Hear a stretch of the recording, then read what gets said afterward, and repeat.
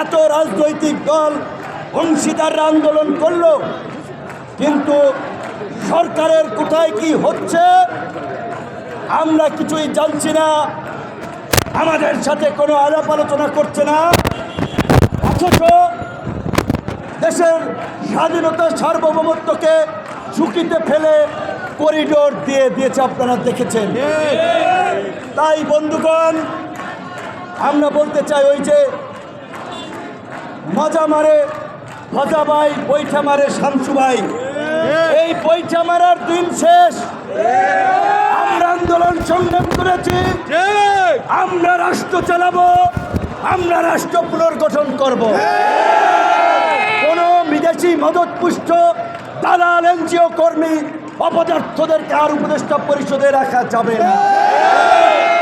তাই আমরা বলছি, এই আওয়ামী লীগের নিষিদ্ধ উপদেষ্টা পরিষদের পুনর্গঠনের সিদ্ধান্ত না আসা পর্যন্ত আমাদের এই অবস্থান কর্মসূচি চলবে এবং সারা দেশের নেতা কর্মীদেরকে জেলা উপজেলা পর্যায়ে চার চার জায়গা থেকে আমরা ডিসি অফিসের সামনে আগামীকালকে থেকেও এই কর্মসূচি পালন করার আমরা আহ্বান জানাচ্ছি।